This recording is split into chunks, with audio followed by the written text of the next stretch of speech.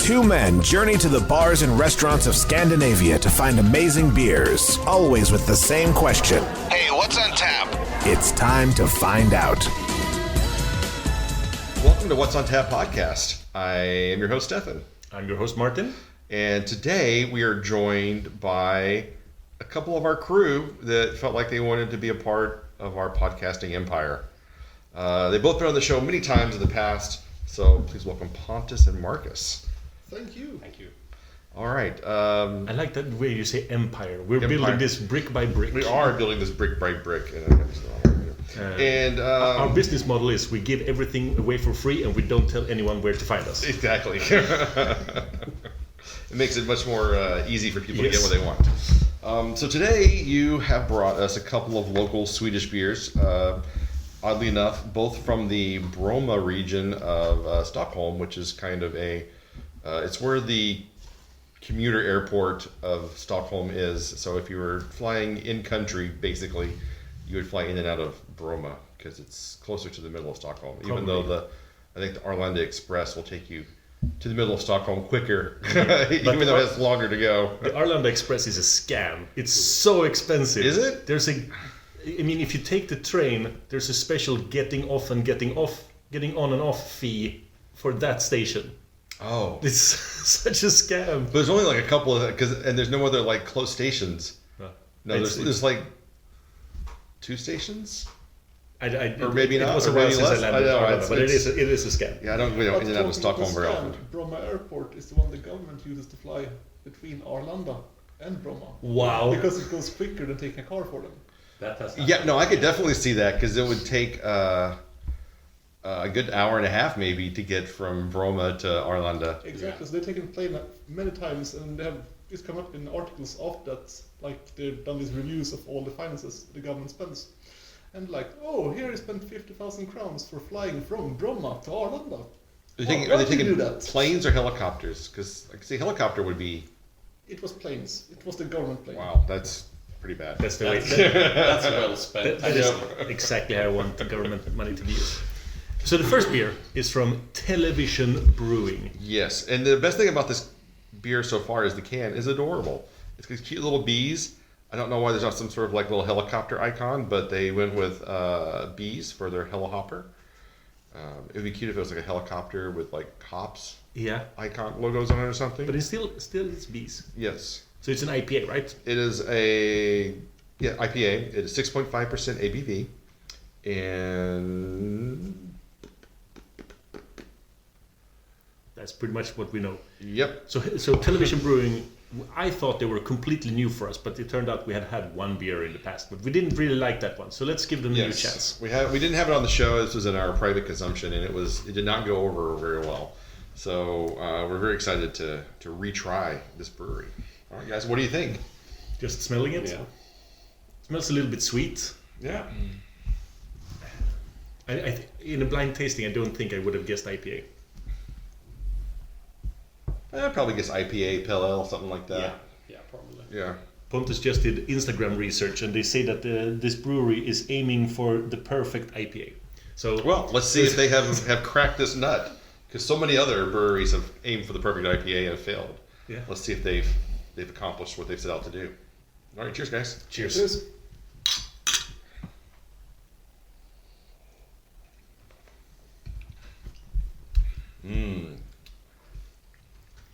Well, I hope they keep trying. Well, it's better than expected. Yeah. I remember from the first one we had from them. Yeah, we had one earlier that tasted like medicine. Yeah. Like this medicinal Band-Aid thing. But the problem here is, I think the mouthfeel is a little bit off. It's way carbonated with very little body to it. I also failed to find any kind of hops in it.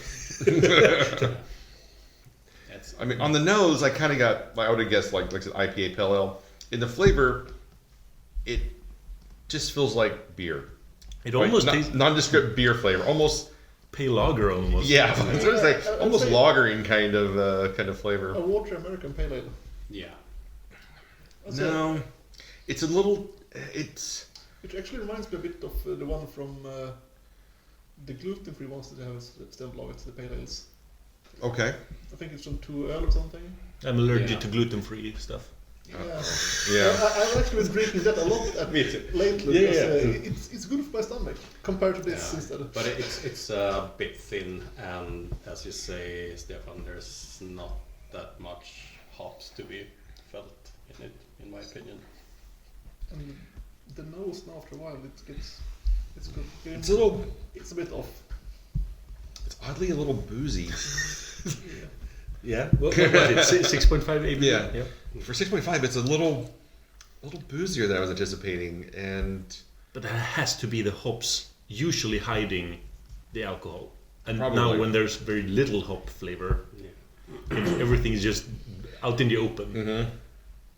It has really exposed itself to the public in a way that probably shouldn't be allowed around schools and small children.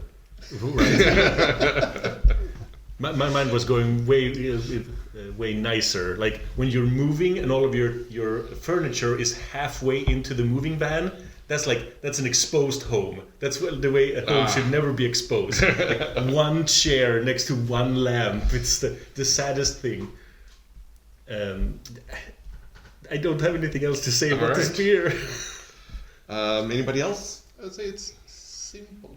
Yeah, pretty simple. Man, you guys are really verbose today. I'm liking what you're bringing to the show. Yeah, I'm sorry. And your energy, man, your energy is like, woo! We're so It's up there. struck by this. So. Yeah, like we're trying to find words how to describe it in a good way. It's hard. I'm sorry. They don't want to be mean to the I'm poor not- brewers who are trying to perfect IPA. Look, I'm not trying to be mean to them either, but you release a beer into the public market. That is true. You got to take you got to take the hits as well as the love. So what would you give this? I am going to give this a 2.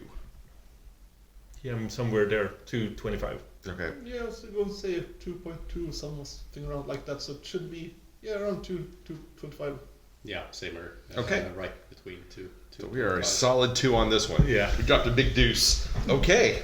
Moving past the deuce into our next beer, which is Bronx Brewery Boogie Down Winter. And I had to check to make sure this wasn't a winter release because there hasn't, I can't imagine, I don't know, it just feels weird that it wasn't part of like the winter beer releases. I think it's canned in October even. So it's a bit old. If But- you check on the side, it says best before October this year. So it's usually 1 year. Best before October, of this year. Yeah, so it's probably canned back in October. Of last year. Yeah. Probably. Right. So this isn't, you said this was brewed by, Bronx. but you said it was brewed in Bromma. It's imported through Bromma. It's brewed by Bronx Brewery out of, Bronx Brewery isn't Swedish. No? by in the Bronx, New York. Yeah. Yeah. Why did I think that Bronx Brewing was Swedish?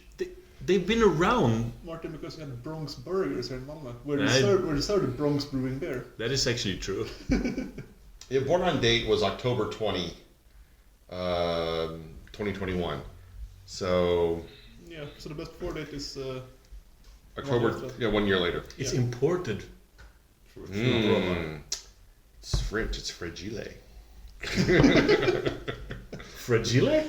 Yeah, it's a line from a movie. What's the stupid movie? A Christmas Story. Okay. Where the father wins a prize, and the prize is comes in a big wooden crate. And he says, "Oh, it's imported." It says fragile. So it's fragile. And then of course it's a giant leg lamp with a fishnet hose, and then a red lampshade with black tassels around the front. And he's so proud of it. He puts it in the front window so everyone can see. The mother is not impressed. I just have a small question. Yes. Does this beer contain any hops at all? Because it smells 100% like malt. Yeah, so There Untapped is- says that it is a pale ale. That is bullshit. that is a joke. Problem number 1, it's not very pale. No. Problem number 2, like you say, it smells like an American strong ale or a red ale or Yeah, it smells like something- caramel or something. Yeah. I thought And it's. Yeah. you can maybe go like, oh, they're going for a West Coast style, but they're not. We're giving them the benefit of the doubt. This All right. is. This is bad. This is really old and really bad. And this is a 6.3% ABV. All right, Let's try it. Cheers. Cheers. You guys already tried it, so Yeah, sorry you've about ruined that. the illusion. I didn't try it, Stefan. I know, I didn't either. I was just so impressed by that really rich caramel aroma. Yeah. Well, I would say this one might be good in 8 to 10 years.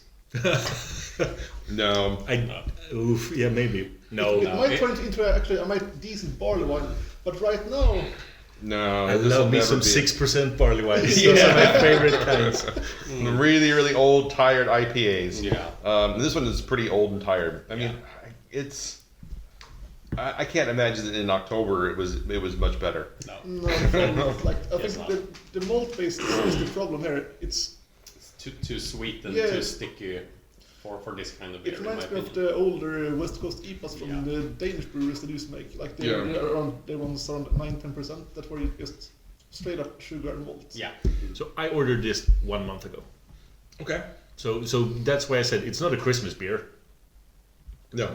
So this would have come out in, say, we'll say end of February at this point. Yeah, something. Yeah.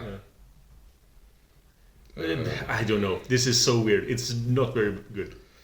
Yeah, this is just really not. I mean, oddly, I find it more drinkable than the Helihopper.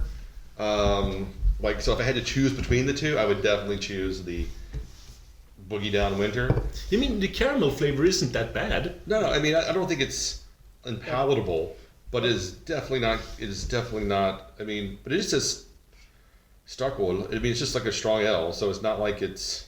It might just be mislabeled on Untapped. The can doesn't say pale ale. Please expect nice fresh hop flavors. No, it.